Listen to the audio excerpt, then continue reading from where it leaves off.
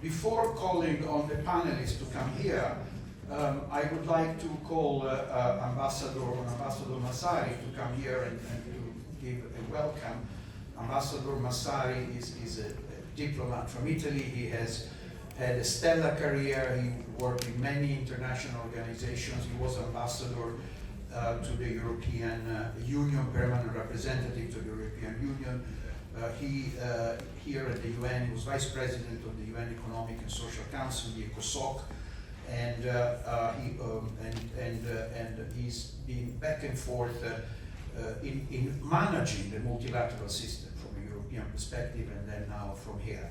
So it's my pleasure to ask him to come here because, forgive me, I have to add another anniversary. GEI, which I represent, I'm president of GEI's Gruppo Esponenti Italiani, which groups large corporations operating in America here at the level of their chief executive officers. Now we have expanded it a bit to Italians that work in high position here in the US. But anyway, it's the 50th anniversary of also of GEI, which started last year, and we are going to close. This is the closing event of celebration that we had throughout the year. So I'd like to call Ambassador Massari here because we have a little surprise for him. We are going to recognize him with our award, if I can read, GEI Gruppo Esponenti Italiani. The board, on the occasion of the conclusion of the 50th anniversary, of its 50th anniversary celebration, the board of GEI recognized Ambassador Maurizio Massari, permanent representative of Italy to the United States, with the Transatlantic Leadership Award for his distinguished diplomatic service, his steadfast commitment to multilateral dialogue and cooperation, and the vital role he has played in representing Italy with integrity and vision on the global stage. Marking the 80th anniversary of the United Nations and the 70th anniversary of Italy's membership in the United Nations, his leadership has exemplified and reinforced our country, long-standing and as a trusted and respected voice in international affairs. Maurizio, this is for you.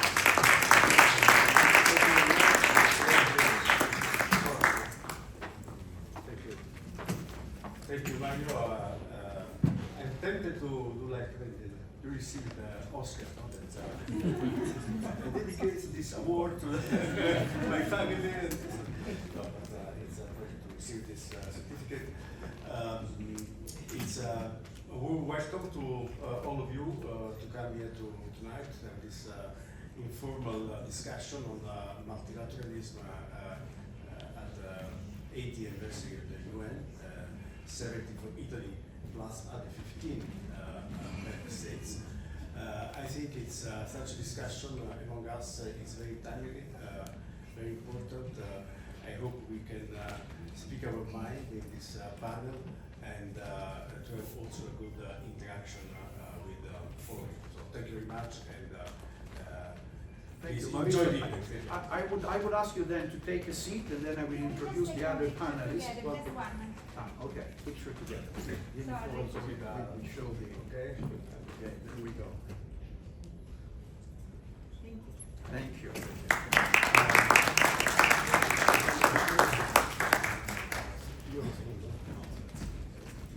Okay, so we are calling our panelist, Ambassador Caroline Rodriguez Birken. She's Birket, permanent representative of Guyana to the United Nations.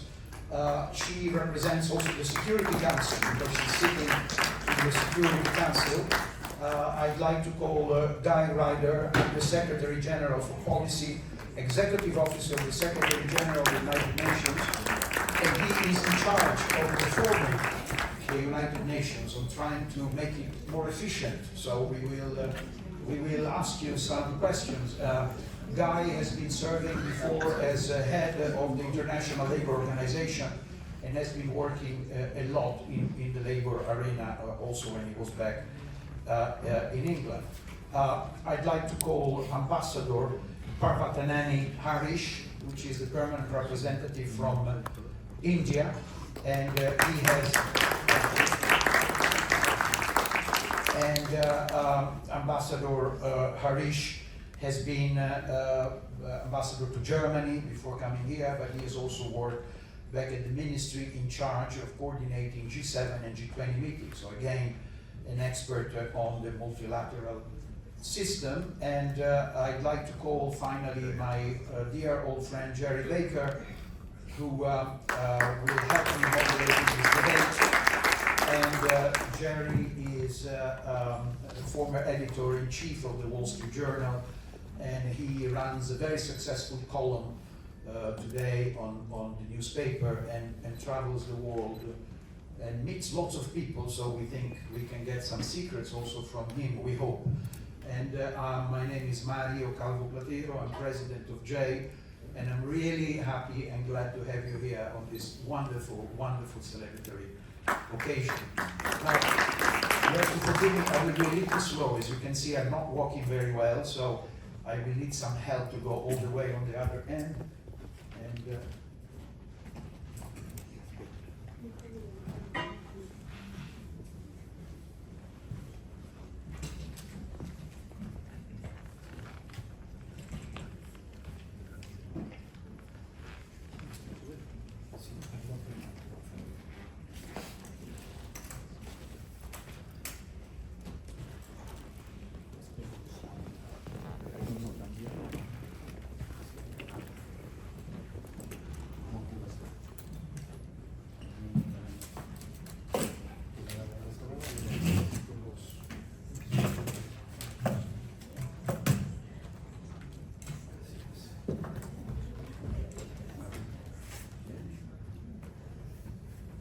okay. I mean, I always want to be at the center of attention. Thank you. Well, hello. So thank you for being here. Let's start immediately with you, Jerry, so that you can frame some of the issues that we have. Because we don't have much time, I will be rather inflexible in asking you to keep your talk for each question, so we'll have more questions to maybe 3 minutes or 4. And one can say many, many things in that span of time. But Jerry, so the question from you starts from the United States. And what is happening in the multilateral system with this administration? And more importantly, are we risking a permanent change of the leadership role that the US has had over the past 8 years in trying to promote democracy and stability? Thank you very much indeed, Mario.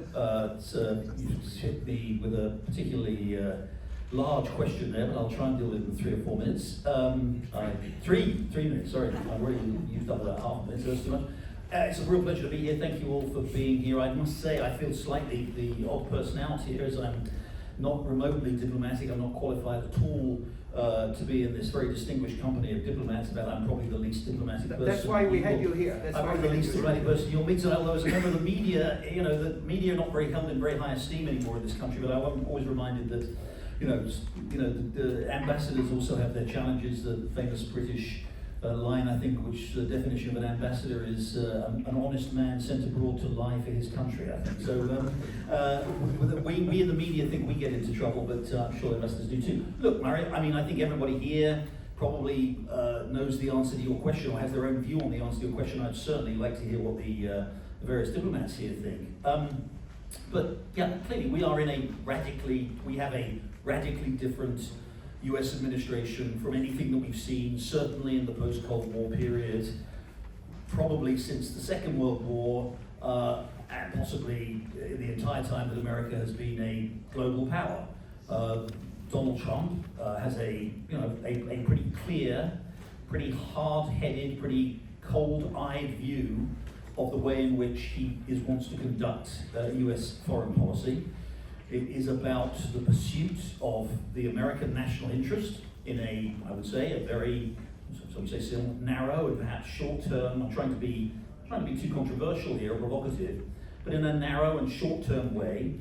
I think he rejects, and I think his chief foreign policy advisors and practitioners rejects much of what has gone before in terms of US foreign policy and US strategy.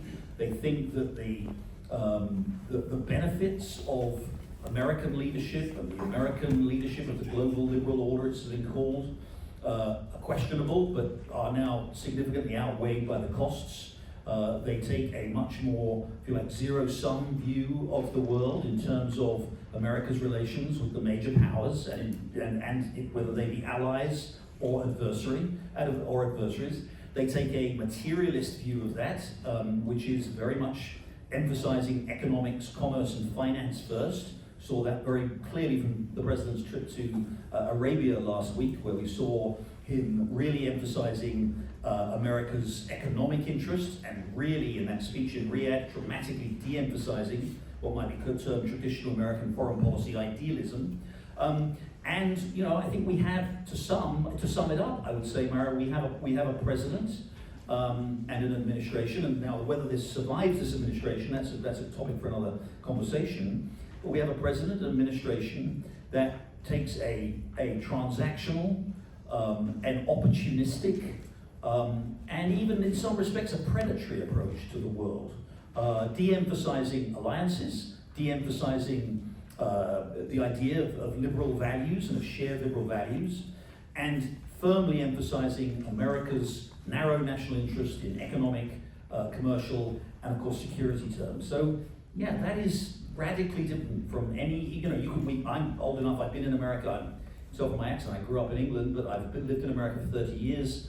I've covered I covered the Clinton administration, the Bush administration, the Obama administration, first Trump and Biden, and now this. And you know, American presidents have been controversial in the past. We all very well remember the Gulf War and President Bush's first term, and how controversial and how challenging to the world order that seemed, the idea of a multilateral world order. Bush was accused of being a unilateralist.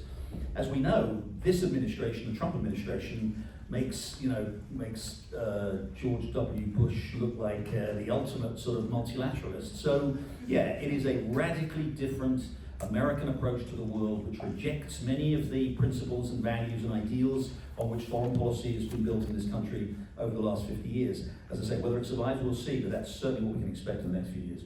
Thank you so much, Jerry.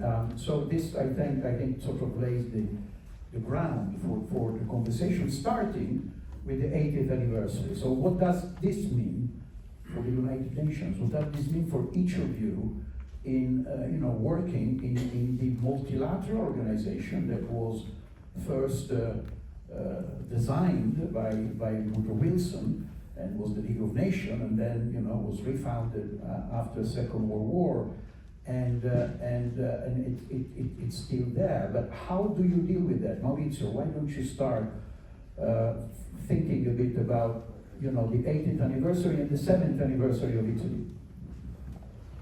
Thank you very much again for putting up this panel. I think that 80 years is the moment for kind of stock taking of what the UN experience has been all about. I think that the basic of the UN construction, namely the UN Charter, remains valid and should remain our point of reference in our multilateral action. I was asked before a question whether or not the charter can be changed. I explained it's very difficult to change the charter for the obvious reasons. You need agreement of the P5 members, but it's important to respect the charter. This is the issue number one. I think that in that sense, the charter remains, in my view, very important for all of us. Then, besides the charter, we should not forget that the UN has done a lot of good things. Though you can see the glass half full, half empty, depends on where you look at. But I would say that just for example, the many treaties under the UN auspices which were signed and regulated international life, from the Treaty on the Convention on the Law of the Sea, the UNCLOS, to the treaties on the rights of women, children, and so on and so forth. All this is a sort of a key that remains very, very important. Now the question is, given also the new posture of the US administration, US has been the main supporter and funders and financing power behind the UN, what can be done in order to make the UN more effective? And this is what is an issue today and discussion we should have. And I'm sure that GEI was in charge of the task force for the reform of the UN, the 80th anniversary, will be able to tell us more interesting things. Yes, Guy, we would love to hear you. I'd like to hear first from the other two ambassadors so that we frame the picture and then you can intervene with that. And I'd like to go to you, Madam Briquet. You sit in the Security Council. What words can you bring us? What atmospheres do we have these days in the Security Council? You must have read how it was before. How do you think the Security Council has evolved over the years, and how does it live through this difficult time? Then we will address the reform later on, but let's start with that. And whatever impression you want to give us about the UN at 80 years, of course. Well, thank you very much, and let me just congratulate Ambassador Massari on the 70th anniversary of Italy's membership at the United Nations.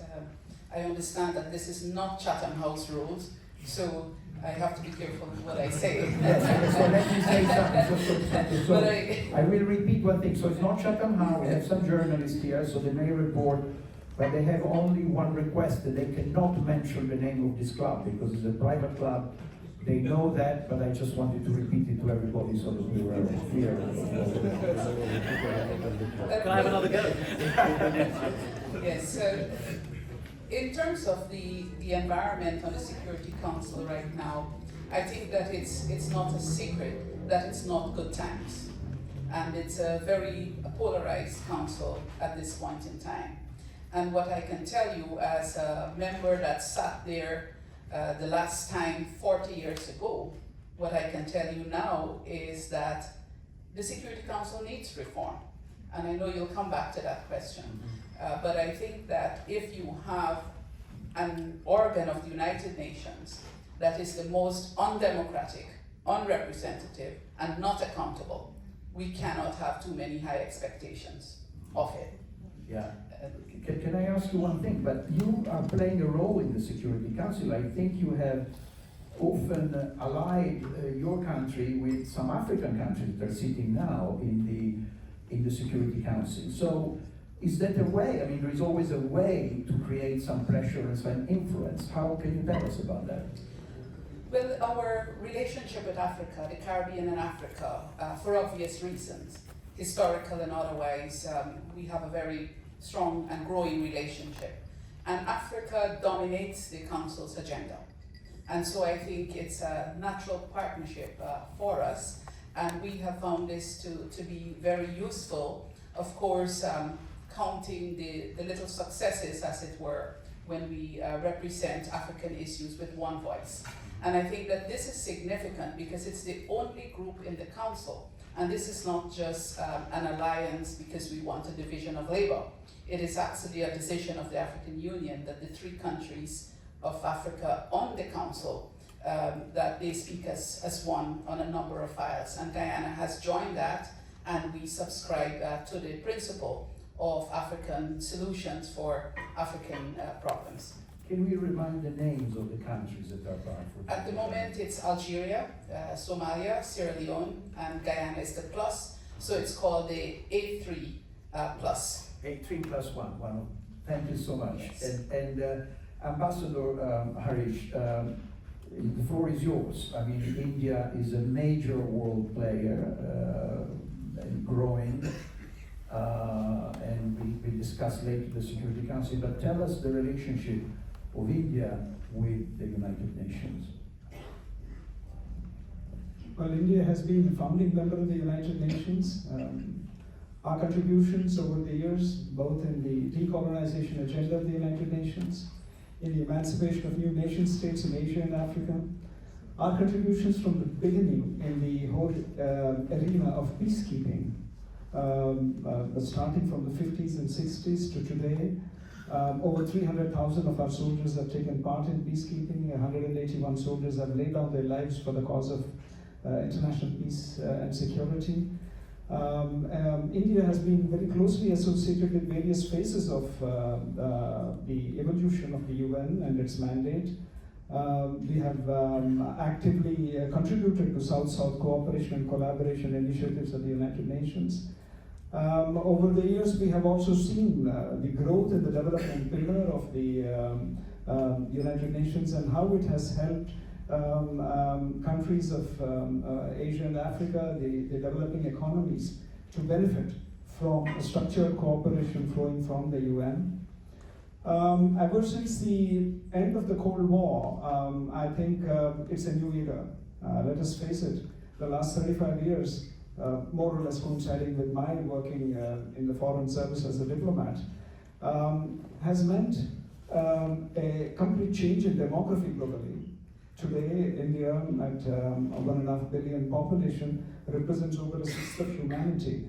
A majority of my citizens are less than 35 years of age, and most of them have been born in this era, who do not have any memory or who do not have extensive background information or knowledge of the period before 1990. They came of age in this era of technological advancement, in this era of globalization and an interconnected world.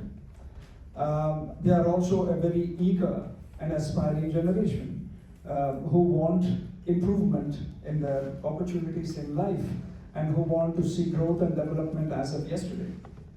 I think a big focus of India's engagement with the United Nations, the multilateral system in general, is to see how we could engage and leverage it for our own economic growth and development so that our citizens have the best opportunities for realizing their full potential.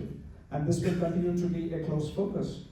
Again, in this period, we also see how the new technologies have enabled leapfrogging of development, which was not possible before. Something that would have taken 2 to 3 decades before. You are able to achieve those markers of development in a couple of years because of leveraging of technology, whether through digital public infrastructure or other means. So I think this is an era of possibility, but this is also an era of failed promises. It is also an era where a lot of the promise that was to come has not materialized, where development has not visited a lot of countries in the developing world. And during the pandemic, this came through in stark relief. Many of our friends in Africa were waiting for vials of the vaccines for COVID at a time when many of these were wasted past their expiry in many of the developed countries on the planet. We stand ready and we stood ready. We have given vaccines even before all of our own citizens could be vaccinated. So I think we should look at it, that the structure of the United Nations, built by our grandfathers and great-grandfathers, is clearly out of sync with the challenges and with the opportunities of this era and that of our grandchildren. And this is an organization that is in real need of reform, and not catering to it would be a disservice to our citizens. Thank you. Well, this immediately brings us to you, Guy. It's an organization that needs total reform. And how do you pick up the ball from the Ambassador of India on the challenges of the UN in reforming itself? Reform. Become more impactful and cutting expenses and so on and so forth. Reform, yes. Total reform, be careful. Be careful. I would say. But Ambassador Harish, I'm sorry, total reform, be careful. Well, we don't want to lose the charter, we don't want I to did lose use the term standards. total reform. But I don't think you would include the charter in, well, I wouldn't include the charter in that reform process. Can I just say how well this panel has set up the discussion? Because, if you like, my four colleagues have encapsulated the circumstances in which the United Nations encounters its 80th anniversary. So Ambassador Massari has emphasised, and I think quite correctly, and that's why I somewhat lightly take issue with the notion of total reform, with the enduring values of and mission of the United Nations, the Charter. I think there is no doubt that whatever our current political circumstances, the vast majority of our member states subscribe wholeheartedly to the values set out in the Charter, the goals that we pursue together. I don't think they're in question. They're questioned by some, but not inside the organisation in a meaningful way. Yet, as the Ambassador of India has said, 80 years the world has been transformed. The United Nations has passed from being an organisation of 51 founding members, including India, to 193. And yet, we're still operating with many of the mechanisms and processes with which we were born. It's like the United Nations is still wearing the clothes that we had when we were born, and unsurprisingly, 80 years later, we're somewhat uncomfortable and constrained by those clothes. We haven't been able, in this period of transition from Cold War to decolonisation, to globalisation, to multipolarity, the organisation has been static when the world has changed, and that, I think, is very much what's at the heart of our challenges today. So what are the guidelines that you're following in practical terms? I'm sure all the ambassadors here with us, let me welcome you all, thank you for being here with us, are very keen to know. And the ambassador has pointed to the problems of the Security Council, which typifies what I'm saying and exemplifies it. And then we're in this political environment, which is highly conditioned by what has happened in the United States, but not entirely conditioned. Let's face it, global politics are changing. It's not only the United States which is exhibiting very changed attitudes towards multilateralism, which is more than that. So I would say the diagnostic for the United Nations is that we have been static when the world has changed. We are faced with a set of circumstances which are challenges politically, financially, there's no hiding away from that reality. We face very important resource constraints, but I also think there's even a values issue behind it, because there's a questioning of the very values of multilateralism, and that, I think, goes beyond surface political considerations. So what are we going to do?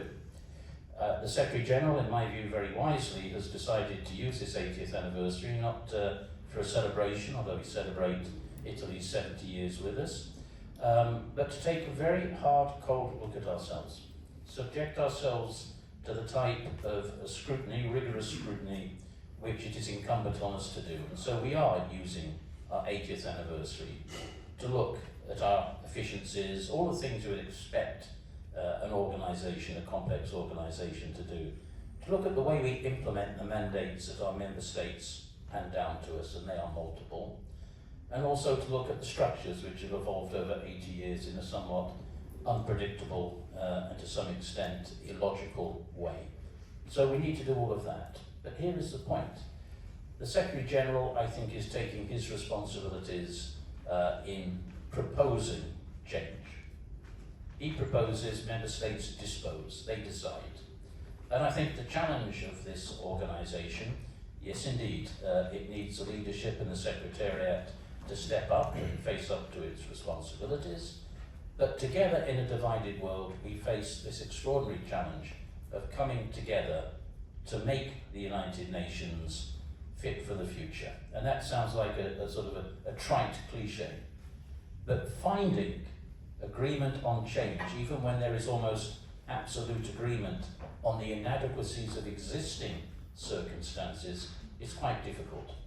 We sort of know what we don't want, and a lot of what we have we don't want, but we have an extraordinarily difficult time coming together, as we must, to find a path forward and make those reforms that I think the colleagues who have already spoken have pointed to.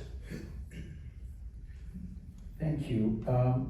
Ambassador Harish, let me come back to you for a moment, because within this context and what you just said at the end of your intervention, you spoke a lot about economics.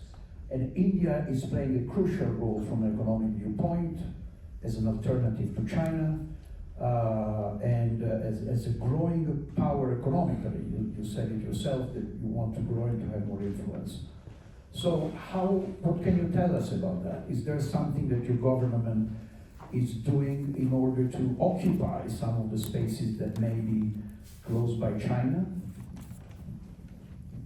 I think when you are 1/6 of humanity, you're not comparing yourself with another country, but working to improve the lives of your own countrymen, of your own citizens. So I would focus on the fact that when we are seeking to improve, when we are seeking to grow, when we seek to provide new opportunities to our citizens, the fact is you want to see the country in a better place, you want to see them in a better place, because what India does with these opportunities at scale has consequences not just for India and her citizens, but for the world at large and for all our friends and partners in Africa, in Asia, and around the world. When we, for example, are able to leverage digital public infrastructure, digital technologies, to have a national biometric identity for 1.4 billion people, to have a national digital payment system which enables a nationwide system that brings financial inclusion for 500 million of our citizens who are outside the financial system and are able to do it in a year and a half or so. I think these have consequences not just for us. When we are able to use this to leverage to vaccinate 1.4 billion people twice over in a manner of a few months, when we are able to put in place systems for education, including education that enables children across 30 languages and maybe 50 or 60 different education boards to use these digital tools to learn education at their own pace and at their convenience. I think these are our experiences which we have not put it under any kind of patent. We have developed it as a free open source resource for any of our friends and partners to use, to adapt, and to leverage for their own development processes. So I think a lot of the focus that we do here is at scale for a country of our size and numbers, which has enormous consequences for achieving our sustainable development goals at the global level. When India localizes SDGs and takes it down to the level of provincial governments and districts, I think the experience of being able to do that and set district level targets for SDGs is something that UNDP is able to take over and take it to other parts of the world. So I think I would look at it primarily as India's growth story for our own citizens, rather than look at it as an alternative or in comparison to any other country. I think the very fact if you're a 1/6 of humanity, you focus on yourselves, and that has consequences for the world at large. Thank you. Ambassador Massari, Italy and the European Union, and things are changing on the scenario in Europe. We've just seen that the idea of a ceasefire in Ukraine has sort of, is not very clear. The telephone call between Trump and Putin didn't really work out, and there is more pressure on Europe. What role is Italy playing on this, and what is your view on what's happening between Russia and the Ukraine? Well, when I spoke about the importance of abiding by the principles of the UN Charter, of course, I was mainly referring now to the situation in Ukraine, the invasion of Ukraine by Russia, that was, of course, an open violation of the principles of the UN Charter. And so the situation we have now, I think, of course, we all know that a non-military victory is possible on either side. diplomatic solutions are to be found, and Italy is working together with other European partners, the EU, and of course the Trump administration. But at the end, the type of solution that we will find is very important because it will set a precedent. It is true that maybe, of course, Ukraine will have to make some concessions, but it's not. This will not stay only with Ukraine, Russia, and us. So it will create a precedent, and in terms of territorial integrity, independence, sovereignty of a state, and so we have to be very careful in managing any kind of solution. One of the principles of the UN Charter is also the equal dignity among states, big and small. So the moment you put into question this basic principle, of course, the world changes. And so we have a big responsibility, Europe and the US in particular, to find a solution to this war, which is not an open violation, a too open violation of the UN Charter and the principles of international law. Thank you. And Ambassador Rodriguez-Burquet, you represent a small country, but you are in the Security Council. So how do you feel that your role is? I mean, the voices of smaller countries are there, and your vote counts like the others. You don't have veto power. So is that something that is working within the Security Council with the rotational program that exists now? Well, I think that the small states, they all have a contribution to make. And as Ambassador Massari mentioned, we are equal in the sense that we have a vote in the General Assembly, but in the Security Council it's different. But I would not just want to see it in terms of the veto, because I think we bring different experiences as well. We are from a country that is, the entire coast is 2 meters below sea level. So when we talk about climate security, for example, we're bringing it from lived experiences.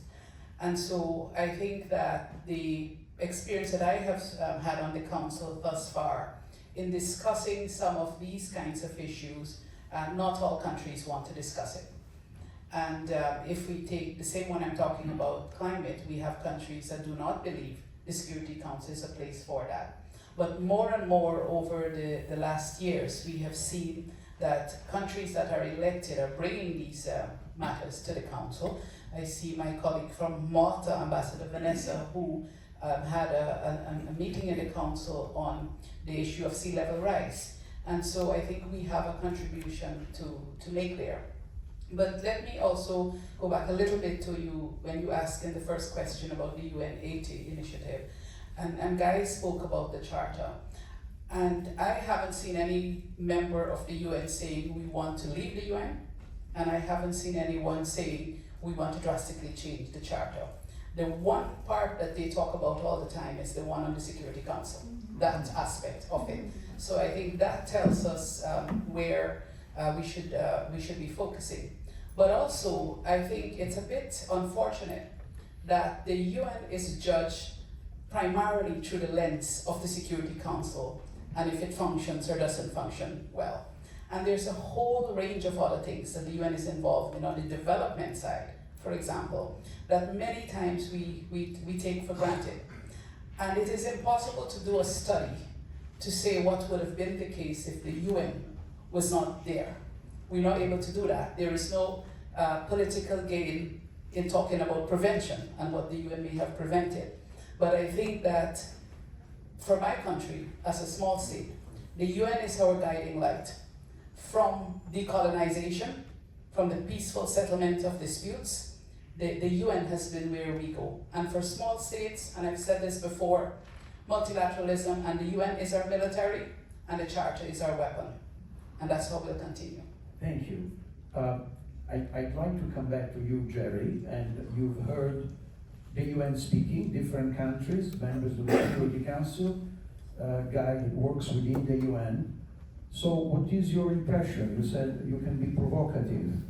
Are you happy with what you heard? Do you think that there is a future in these reforms? What do you think the role of the UN would be? And he's not a diplomat. So the first thing I would say is that I'm, especially in the context of UN Security Council reform, I'm a joint, dual British and American citizen. So strikes me I'm here on this stage representing 40% of the permanent members of the UN Security Council. And so I'm happy to say that I think the UN Security Council structure is absolutely perfect. It meets those needs. But no, joking aside, look, I think, of course, I agree with what Guy said. It's not just in the United States where there has been significant political change, and of course the UN's basic structure, and well, it's had added institutions by accretion. Its basic structure and the way it's worked, particularly the Security Council, with the addition of obviously members over time, hasn't really changed in 80 years. And of course, the world has dramatically changed in 80 years, and there's clearly need for that. But I would focus on one particular thing, since you asked me to be provocative, and I will, which is I do think that the reforms. I think one of the hardest challenges will be to agree on what areas need reform for a start. I mean, I understand there's, there of course, joking aside about the Security Council, there's a somewhat anachronistic quality to the Security Council with its P5 as it is right now, and there's a good case to be made for reforming that. But I think particularly from an American perspective, if I may say so, or maybe from an Anglo-Saxon perspective, I think there is the relationship between the United States and the UN has obviously been, shall we say, rocky over 80 years.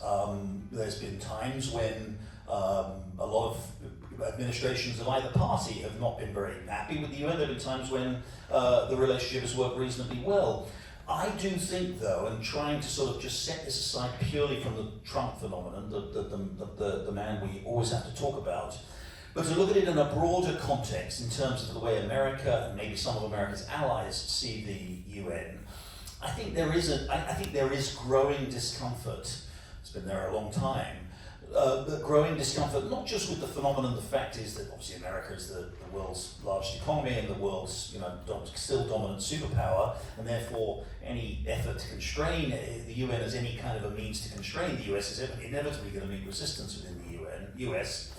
But some of the specifics that the UN has done, I think, have really further undermined confidence in the UN among Americans of all political persuasions. And I'm thinking about whether it would be the WHO or whether it be what we saw in Gaza with UNRWA, whether it be the ICC or many of the other international institutions as well, UN and non-international institutions. There is a sense that, or the fact that the UN has had, some of the countries who are the world's worst oppressors of rights, sitting in judgment and holding elevated positions on various UN bodies about human rights.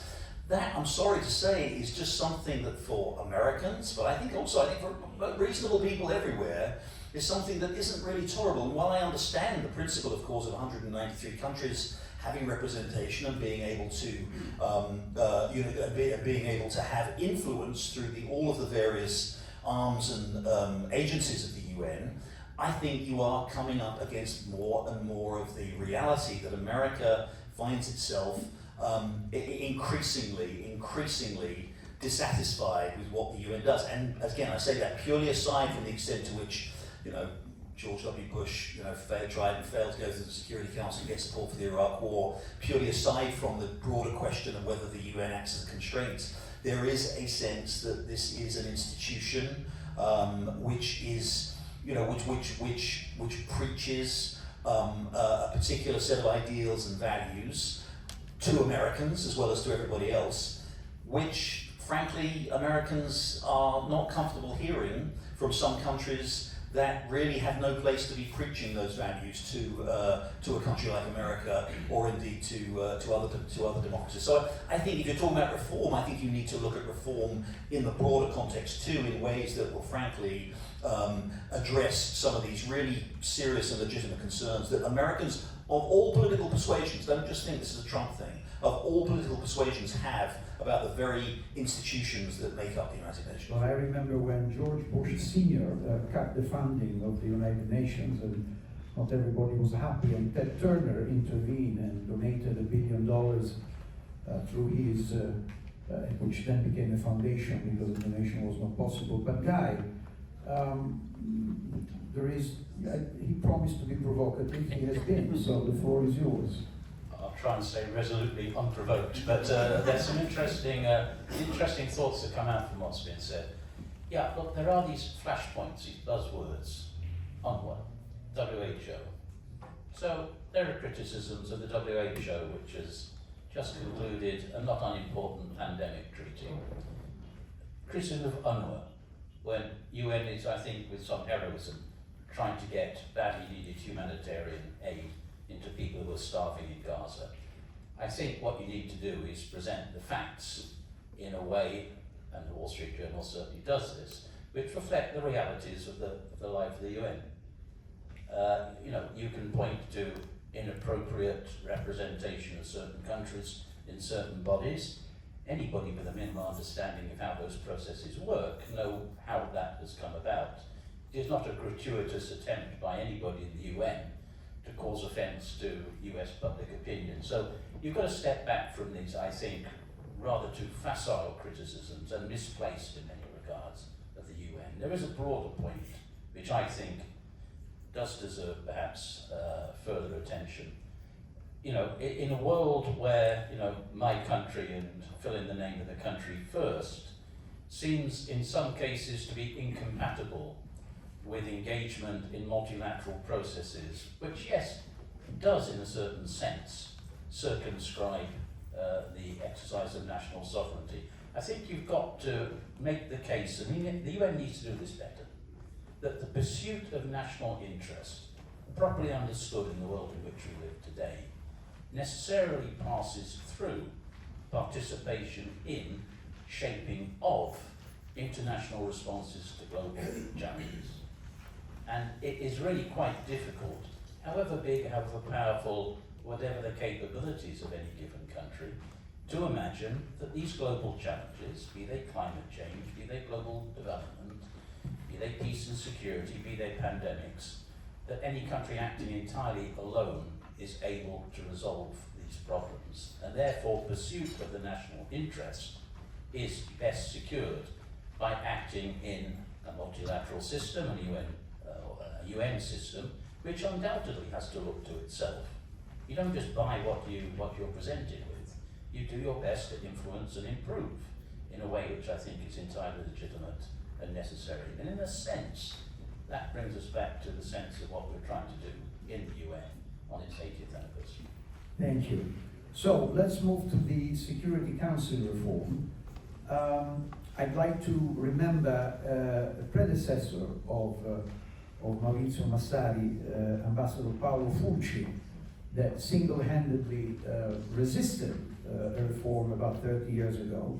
For those that are not completely familiar with the process of the reform, there is not an African country that is represented permanently in the Security Council.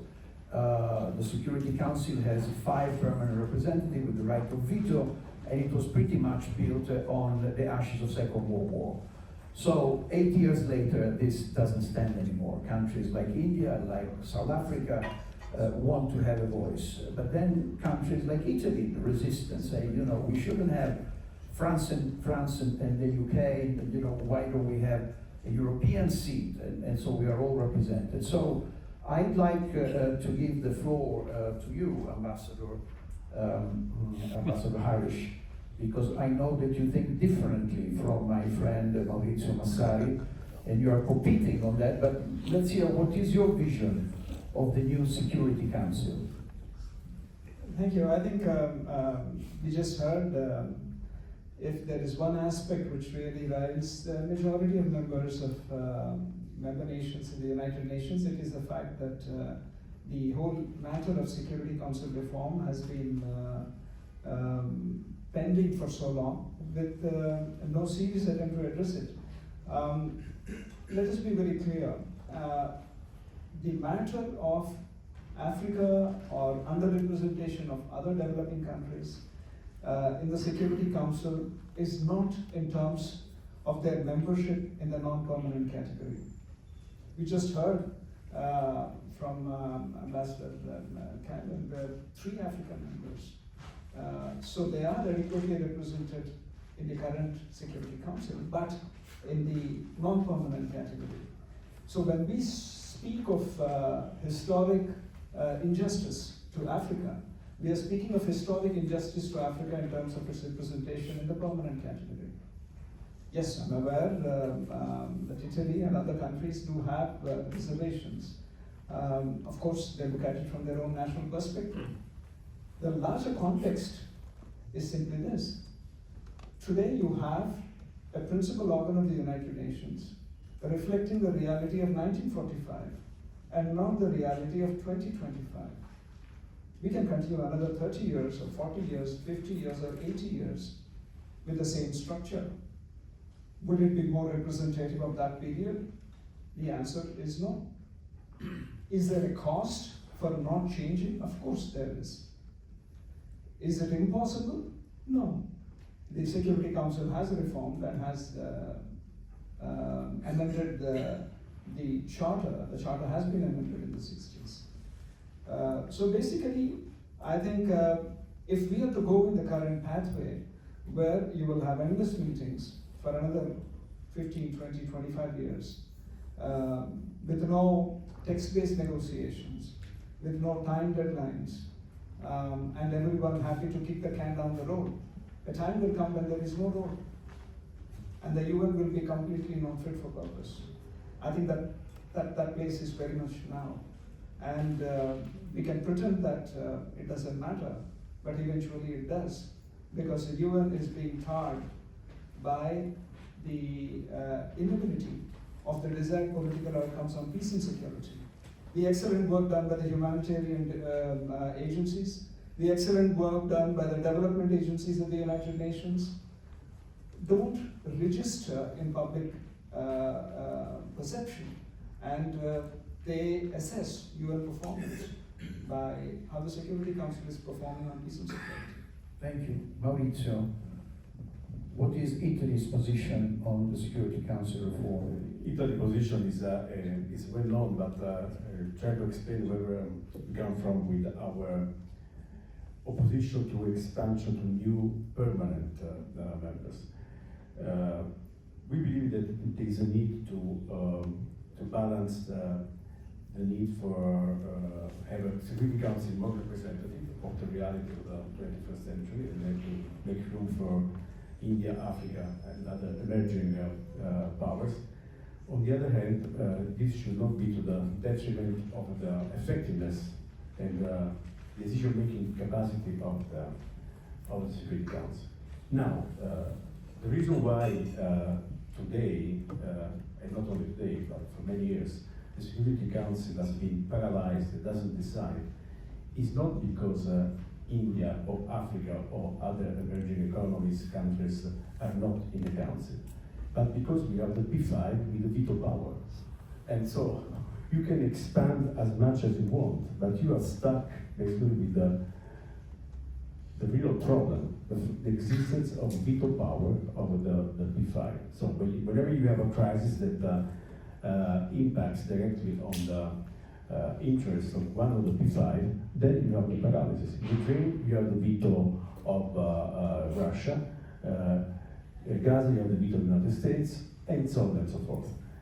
Imagine now we had this crisis in India-Pakistan. If India had been a permanent member of the Security Council and to have some decisions of the Security Council, I think it would have been impossible, because I think India would have used legitimately, so I mean, its veto. So this is the one of the point that we need. How to find the right balance between effectiveness and representativeness. The second point I also like to make is that when we talk about expansion, we're not the Security Council today. We're not only talking about expansion of to India, to Africa, Brazil, and others, but also we are talking about expansion to some Western countries. And let's be frank, the West is already even more than overrepresented in Security Council. Among the P5, we have 3 countries which are G7 countries. If you were to expand it to the G4, you would include also Japan and Germany. So you would have 5 countries of the G7 as a permanent members of the Security Council, which is an anomaly, let me say so. And the final point, how do you create new permanent members? On the basis of what criteria the response that India, the G4, I mean, countries that have the ambition to become permanent members say, okay, we are elected by the General Assembly and we become permanent members. But again, elections, one-off for life tenure is the negation of democracy. Democracy means, regular elections. They need to be, you have to be confirmed with the vote of the voters, every certain number of years. And one election for life, I don't think is really a model of democracy. If you want to make the Security Council more democratic.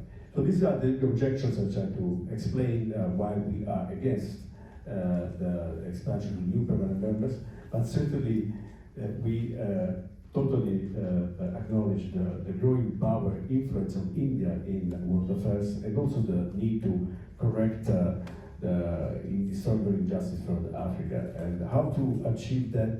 Honestly, a perfect solution, I don't know, it's difficult to find. Thank you. Ambassador Rodriguez-Biquet, well, you're very close to Africa, so what is your position on the reform of the Security Council? Do you think that the African Union should be represented with a permanent seat, or South Africa, or Egypt? There has been controversy, and there are many differences. North Africa is Muslim, and so on and so forth. So what is your position, considering you deal a lot with Africa and with the African Union? Well, the position is that the historical injustice must be corrected. And we can, and that means Africa on the Security Council as a permanent member. Because what then would be correcting the historical injustice if you just add more non-permanent members? I think that would actually be perpetuating what we have right now.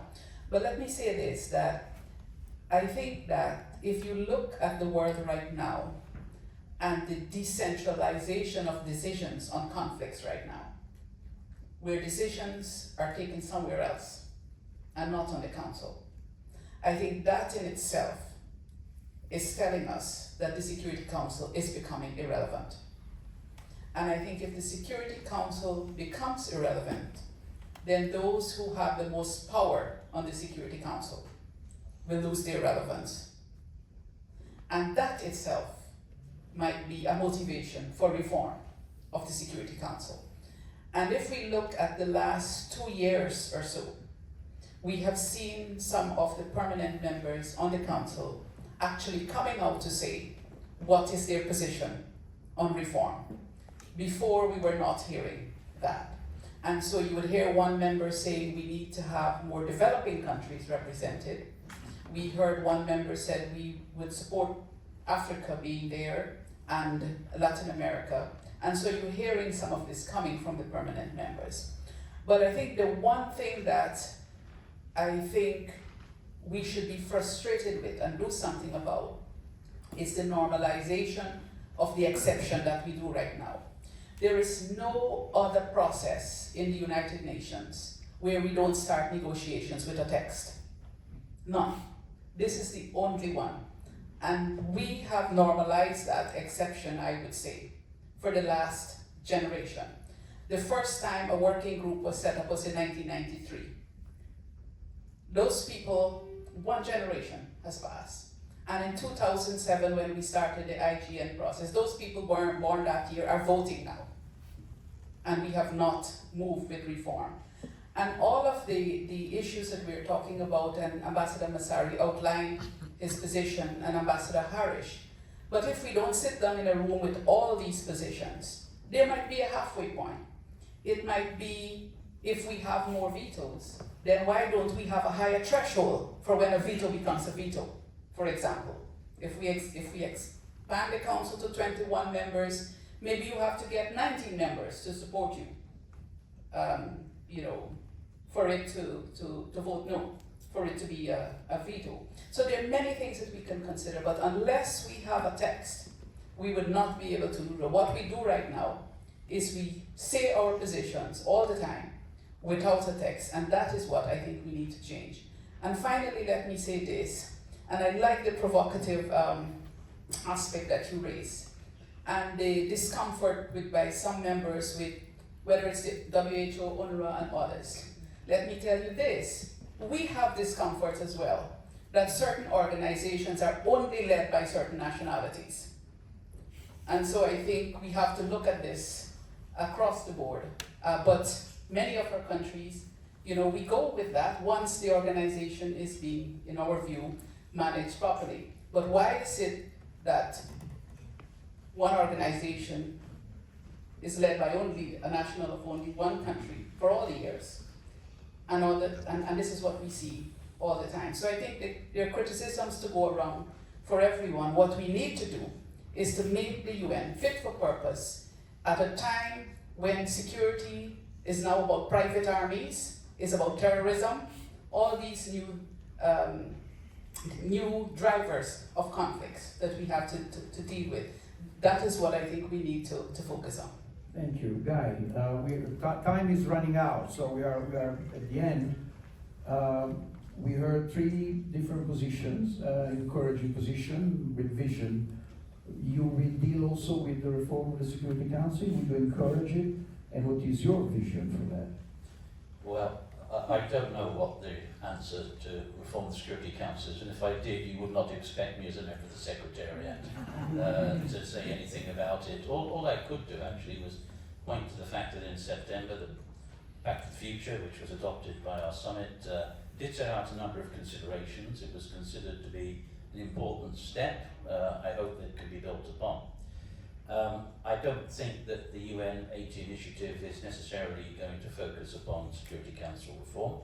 I think we're probably looking at other ways in which we can improve the functioning of the organisation, none of which is to underestimate or cast aside the importance of the issue, because as has been stated earlier on, whatever other criticisms of the UN are out there, and I acknowledge they are out there, probably the one thing that people see above all else, and what is most visible, is the Security Council, and what is most criticised is the incapacity of the Security Council to address issues which global public opinion desperately wants the Security Council to deal with. So the importance of the issue is beyond dispute, of course. Well, thank you. Please join me in a round of applause for our speakers. No, please, no, I'm done. Time's up. Continue with the applause. Thank you very much for being with us. Thank you.